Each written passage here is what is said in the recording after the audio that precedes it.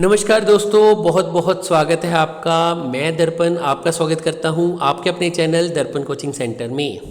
तो जैसा कि मैंने पिछली वीडियो में बताया था, आपके लिए म्यूनसिपल कॉरपोरेशन यानी नगर निगम, और वो भी पंजाब में, ठीक है, ड्राइवर की रिक्रूटमेंट आई। अब ये बहुत ही इंपॉर्टेंट भर्ती है, तो आप इसको ध्यान से सुनना।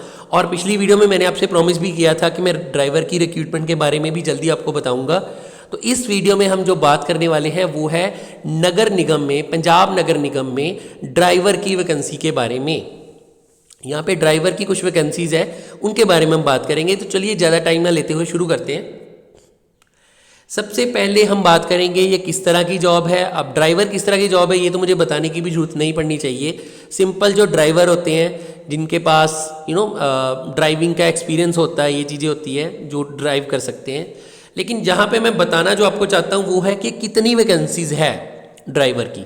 तो टोटल यहाँ पे ड्राइवर की जो वैकेंसीज पंजाब में दी गई है वो है 310 वैकेंसीज जो है ड्राइवर की आई है। अब ये सारे लोग तो फिल कर नहीं सकते। अब जैसे बहुत सारे लोग सोच रहे होंगे कि ये तो बहुत कम है, हमारा क्या चांस होगा। देखिए, बहुत ज़्यादा चांस है आपके, क्योंकि ड्राइवर हर कोई नहीं बन सकता। जैसे मैं अगर अपनी बात करूं तो मुझे ड्राइविंग इतनी अच्छे से नहीं आती, या मुझ में इतना कॉन्फिडेंस नहीं है कि मैं किसी जगह पे जाके ड्राइविंग खुद के लिए करता हूं कभी कभी, लेकिन इतना कॉन्फिडेंस नहीं है कि मैं किसी जॉब में ड्राइविंग कर सकता हूं। ये जो है स्पेशली जो एक्स-सर्विसमैन ड्राइविंग ट्रेड से रिटायर हुए हैं वो लोग, और जो प्रोफेशनली ड्राइवर है उनके लिए ये मेनली वैकेंसीज है। अगर आप मुझे वो लोग सुन रहे हैं जो एक्स-सर्विसमैन ड्राइविंग केस में आए हैं, है ना, या दूसरे लोग जो ड्राइविंग के शौकीन हैं, तो उनके लिए ये वैकेंसीज है। तो बहुत ही कम लोग होते हैं ऐसे जो ड्राइविंग में एक्चुअली आते हैं। तो 310 वैकेंसीज भी कोई बहुत कम नहीं है। वैकेंसी तो एक ही बहुत होती है। सपोज एक वैकेंसी और वो भी आपको मिल गई, तो आपको क्या लेना देना कि 310 थी या एक थी, है ना।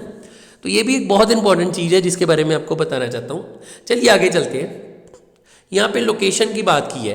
देखिए, फायरमैन की तरह ये वैकेंसी भी सेम है, आपको मिलेगी जॉब पंजाब में, इस बात की पूरी गारंटी है। लेकिन पंजाब के कौन से ज़िले में मिलती है या किस मंत्री के साथ आपको जॉब दे दी जाती है, ठीक है, या आपको कहाँ पे रखा जाता है, इस चीज़ की गारंटी नहीं है। लेकिन रहोगे आप पंजाब में, और जॉब ये काफ़ी अच्छी है, फायरमैन से भी अच्छी है, सैलरी भी फायरमैन से अच्छी है इसकी, ठीक है। तो लोकेशन की बात करें तो पंजाब, आप डिस्ट्रिक्ट चूज़ नहीं कर सकते अपना। आप ये नहीं कर सकते कि मुझे अमृतसर में ही चाहिए या लुधियाना में ही चाहिए। आपको डिस्ट्रिक्ट अपनी चॉइस का नहीं मिलेगा, लेकिन जॉब जो है वो रहेगी आपकी पंजाब में, ये कन्फर्म है। चलिए आगे चलते हैं। यहाँ पे हम बात करते हैं सबसे स्पेशल पार्ट, एज लिमिट की। अब एज लिमिट जो है प्योरली आपकी कैटेगरी पे डिपेंड करती है, आप कौन सी कास्ट से हो इस पर डिपेंड करता है। अगर तो आप सिंपल जनरल से हो तो 37 ईयर, ठीक है, 37 साल की एज होनी चाहिए। इससे ज़्यादा वाले लोग अप्लाई नहीं कर सकते। अगर आप इससे ज़्यादा वाले हैं तो आप अप्लाई नहीं कर सकते। और अगर मैं बात करूं BC, SC या फिर ST की, तो उनको 5 साल की छूट दी गई है। 42 ईयर, 42 साल तक वो ये जॉब फिल कर सकते हैं। अगर मैं बात करूं एक्स-सर्विसमैन की, तो मैं हमेशा बताता हूं 60 साल से कम आपकी एज होनी चाहिए। अगर आप 60 साल से कम है तो डेफिनेटली 100% आप इस जॉब को फिल कर सकते हैं। वैसे जो एक्चुअल फार्मूला वो यही है कि आपकी असली एज में से हम जितने भी साल आपने सर्विस की है वो कम कर देंगे, और जो आंसर है आपको वो 40 साल से कम आना चाहिए। तो ये तो बहुत क्लियर सी बात है कि आप सारे लोग, जितने भी एक्स-सर्विसमैन मुझे सुन रहे हैं, सारे ये फॉर्म फिल कर सकते हैं। अब मैं बात करूंगा क्वालिफिकेशन की। जहाँ पे फायरमैन की क्वालिफिकेशन थी 10th क्लास, यहाँ पे उन्होंने और भी कम रखी है। यहाँ पे आपको सिर्फ 8th क्लास पास होना जरूरी। यहाँ पे क्वालिफिकेशन इंपॉर्टेंट नहीं है, क्वालिफिकेशन इतनी इंपॉर्टेंट नहीं है। अगर आपको थोड़ी बहुत पंजाबी पढ़नी लिखनी आती है और साथ में 8वीं क्लास आपने की हुई है, मिडिल स्टैंडर्ड तक पढ़ाई की है, तो आप ये फॉर्म बड़े आराम से फिल कर सकते हैं। यहाँ पे क्वालिफिकेशन की और कोई भी कंडीशन नहीं है। पता चल गया, क्वालिफिकेशन का ज़्यादा टेंशन नहीं है, आपको बस अच्छे से वो होना चाहिए, लाइक कंप्लीट होना चाहिए। अब यहाँ पे मैं बात करूँगा PST की। ये लड़की और लड़कियों का अलग अलग है, मैं दोनों का बता देता हूँ आपको, ठीक है। जैसे लड़कों के लिए उन्होंने कहा है 165 सेंटीमीटर हाइट होनी चाहिए। कमाल की बात यह है, लड़कियों के लिए भी हाइट सेम ही रखी है, 165 सेंटीमीटर। हालांकि ड्राइविंग में हाइट का क्या योगदान होता है ये मुझे नहीं पता, आई एम सॉरी। अगर आप लोगों को पता है कि ड्राइविंग में हाइट का क्या काम है तो मुझे ज़रा कमेंट सेक्शन में लिख के बता दीजिए, ताकि और लोगों को भी पता चल जाए कि ड्राइविंग के लिए हाइट क्यों मांगते हैं। मुझे इसका कोई आइडिया नहीं है। चलिए चेस्ट की बात कर ले। ये सिर्फ लड़कों के लिए 85 सेंटीमीटर, 85 सेंटीमीटर आपकी बिना फुलाए, और 89 सेंटीमीटर, 99 सेंटीमीटर फुला के, 89 99 नहीं 99 नहीं 89, ठीक है 89 सेंटीमीटर। ये आपकी फुलाकी होनी चाहिए। चेस्ट की लड़कियों की कोई कंडीशन कभी नहीं होती, तो यहाँ पे भी नहीं है। आई साइट की बात कर ले, आपकी आई साइट 6/6 होनी चाहिए, चाहे आप लड़के हैं चाहे आप लड़की हैं। आपकी आई साइट बिल्कुल परफेक्ट होनी चाहिए, ग्लासेस नहीं लगे होनी चाहिए, आपकी नज़र वीक नहीं होनी चाहिए। ये मुझे पता है कि ये क्यों कंडीशन मांगते हैं, ड्राइविंग में नज़र का बहुत बड़ा योगदान होता है। ऑब्वियसली आपको आगे वाली चीज़ें दिखनी चाहिए अच्छे से, ये नहीं कि आपकी पास की नज़र वीक है और इससे एक्सीडेंट का खतरा बढ़ जाता है।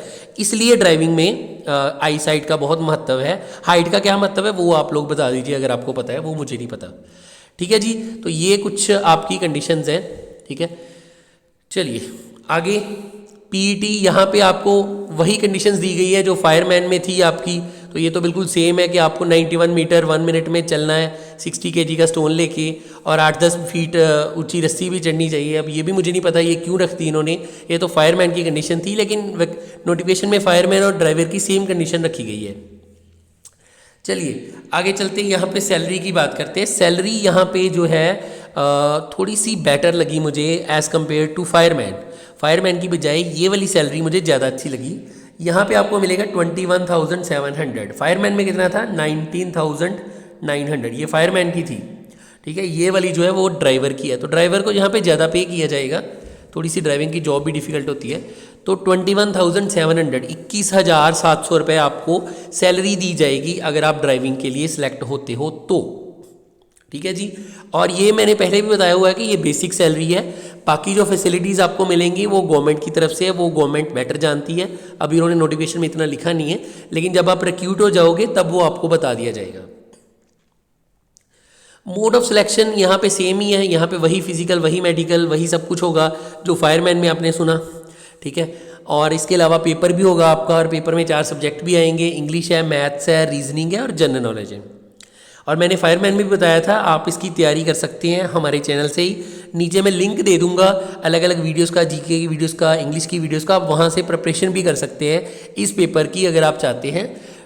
वरना आप किसी कोचिंग सेंटर में जाके भी ये प्रिपेयर कर सकते हैं। दोनों तरीके ठीक है, वैसे सेल्फ स्टडी भी अच्छी है, कोचिंग सेंटर भी अच्छे ही पढ़ाते हैं, तो आप किसी भी तरीके से ठीक है इसकी जो तैयारी है वो कर सकते हैं। वो आपके ऊपर है आपने कैसे करनी है, लेकिन आपका फिजिकल मेडिकल और रिटन पेपर तीनों होगा। और मैं ये भी बता दूं ड्राइवर वाला पेपर थोड़ा सा ईजी आएगा आपका, बिकॉज वो 8th पास है, तो वो इतना डिफिकल्ट नहीं होगा। उनका इतना मकसद क्वालिफिकेशन का नहीं होता, वो बहुत बेसिक सा पेपर होगा।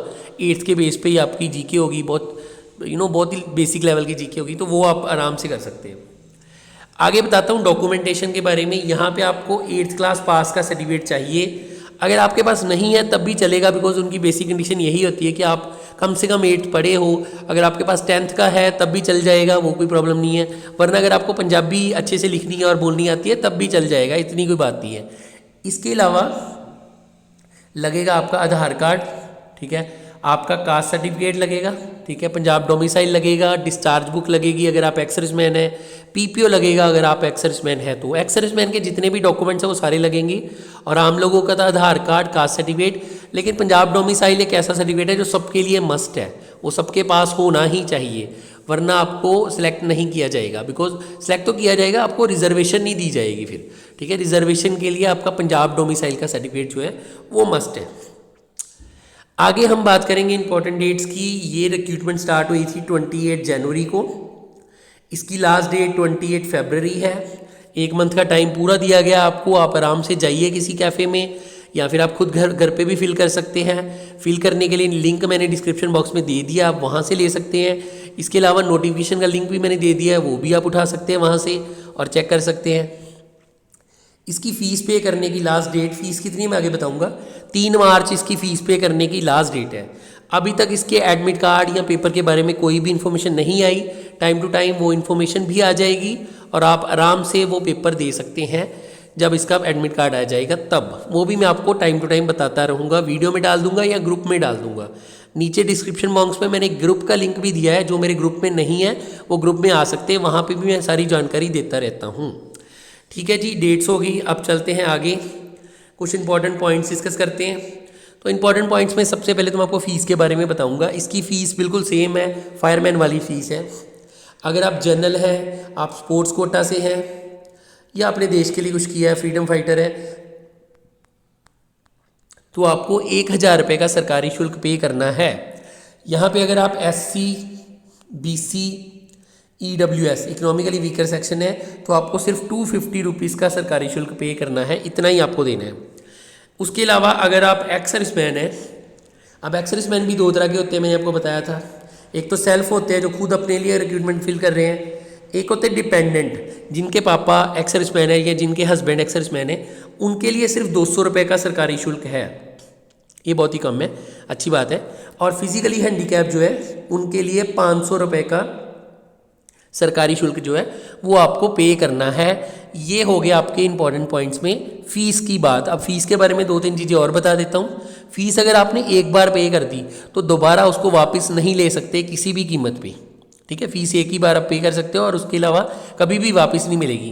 पे करने का भी एक ही अच्छा सा मेथड है और वो है ऑनलाइन मेथड। आप अपने debit card, credit card, Bhim UPI, Google पे, फ़ोनपे, पेटीएम, भारत पे, देखिए मैंने कितनी सारी ऐप्स बता दी। आप किसी भी ऐप से, SBI योनो से भी पे कर सकते हैं, किसी भी ऐप से पे कर सकते हैं, लेकिन इसका कोई ऑफलाइन मेथड नहीं है, सिर्फ ऑनलाइन मेथड है।